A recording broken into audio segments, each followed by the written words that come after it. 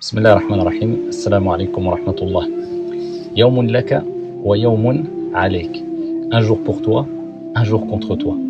Les choses sont faites ainsi et il en va de même pour toutes et tous. Un jour de joie, un jour de réjouissance, un jour de bonheur et un autre jour de tristesse, d'angoisse, ici où on se sent pas très bien. C'est comme ça, mais par contre il faut savoir que s'il n'y avait pas ces jours de tristesse, ces jours d'angoisse, ces jours de quelque part désespoir qui laisseront place à un moment ou à un autre à la joie, à la réjouissance, au bonheur, bien sûr ils laisseront place à un moment ou à un autre car le mal ne perdure pas. فإن مع العسر يسرا إن مع العسر يسرا. Certes, accompagné de la difficulté, il y a la facilité. Et Dieu répète, accompagné de la difficulté, il y a la facilité. S'il n'y avait pas ces jours de tristesse, d'angoisse, eh bien, qui laissent place à un moment ou à un autre jour de joie, eh bien, on ne donnerait pas autant de valeur, on n'apprécierait pas autant ces jours de joie et de félicité. Pourquoi ? Parce que si on vivait que la joie, que le bonheur, tous les jours, eh bien, on banaliserait peut-être ce bonheur, cette réjouissance, ce sentiment de bien-être. On lui donnerait plus d'importance. Mais lorsqu'on passe par des tempêtes, et ensuite ces tempêtes se dissipent de par la clémence et la miséricorde du Très-Haut, eh bien on apprécie encore plus cette joie, ce bonheur, cette délivrance. Ainsi va la vie, yawmun laka wa yawmun alayk, un jour pour toi et un jour contre toi. Eh bien ici il faut savoir que celles et ceux par contre qui ont provoqué cette détresse chez toi, cette angoisse, ce mal-être, ce déshonneur chez toi, eh bien tout se paye. Je ne dirais pas la roue tourne parce que cette expression est basée quelque part sur du hasard. Non. Tout se paye, parce qu'il y a le Très-Haut qui voit, et le Très-Haut est celui dont rien n'échappe. Et le Très-Haut, Allah subhanahu wa ta'ala, c'est celui qui a interdit al-dhulm, l'injustice. Et c'est celui qui a rappelé qui s'est interdit à lui-même l'injustice. Et il l'a dit à travers son messager, alayhi salatu wassalam, Inna dhulm dhulumatun yawm al-qiyamah. Certes, l'injustice, dit si tu veux la hugra, ou quand tu hagar quelqu'un, quand tu opprimes, quand tu oppresses quelqu'un, eh bien c'est une source de ténèbres au jour de la résurrection.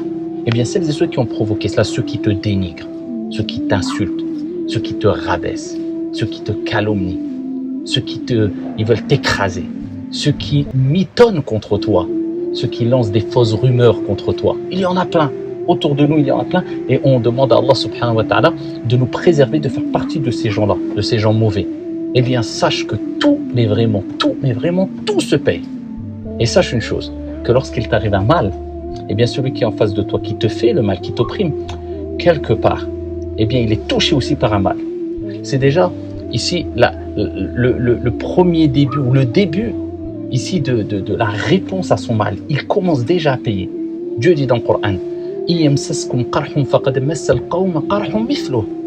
et il parle particulièrement de Ghazwatu Uhud, lorsqu'il y a eu quelque part une défaite. Eh bien ici, quand ils ont voulu les opprimer, les agresser, eh bien quand ils se sont défendus les musulmans, eh bien quand ils ont eu des pertes, quand ils ont eu très mal, eh bien le Très-Haut rappelle que vous avez eu mal, mais eux aussi, lorsqu'ils vous font mal, eux aussi ont mal. Pour nous rappeler de manière générale, c'est une règle générale, quand quelqu'un te fait une injustice, quand quelqu'un te provoque injustement, quand quelqu'un te rabaisse, quand quelqu'un veut te faire mal, ça va te faire mal, c'est naturel. Mais sache que lui déjà aura mal aussi. Lui aussi, il payera, il commencera déjà à payer cette injustice. Mais toi, qu'est-ce qui t'est demandé ? C'est de savoir que la roue tourne quelque part. On se comprend quand je dis ça. Je préfère utiliser l'expression « tout se paye ». Mais toi, qu'est-ce qui t'est demandé ? As-sabr wal-ihtisab fi sabilillah. C'est de patienter, d'espérer la récompense divine. Pas patienter parce que tu es faible, parce que « man tawada'a lillah rafa'ah ».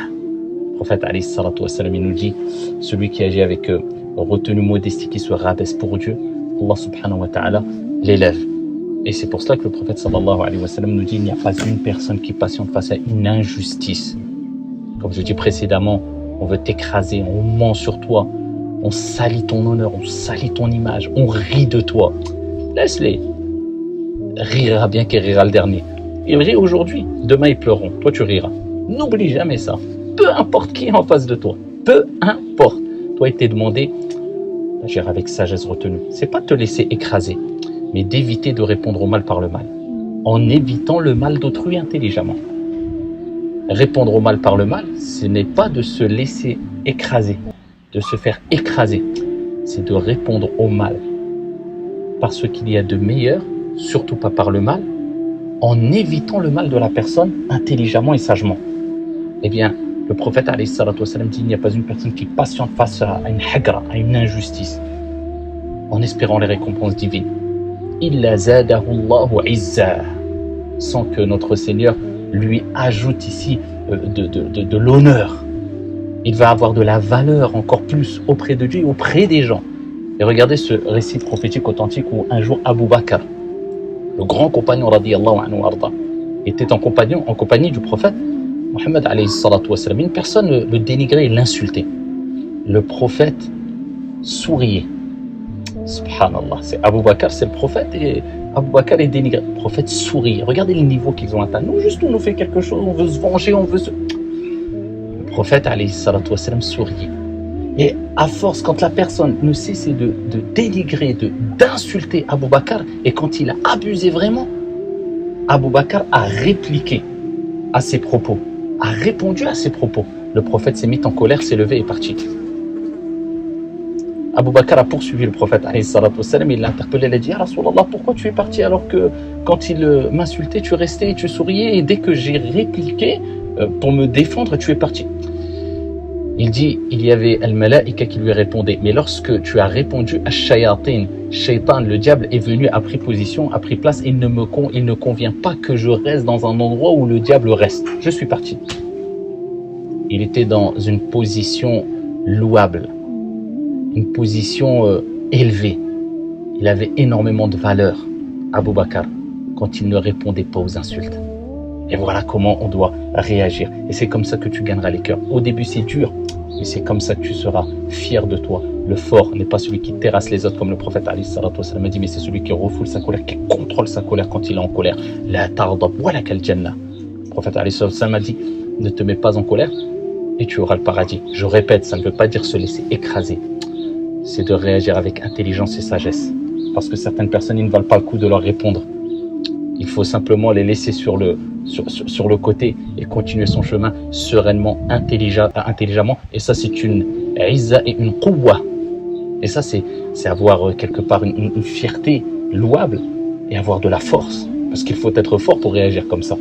Et ça, c'était simplement pour vous rappeler que, je répète encore, je ne dirai pas la roue tourne, mais tout se paye. Toi, il t'est demandé de répondre au mal parce qu'il y a de meilleur, intelligemment.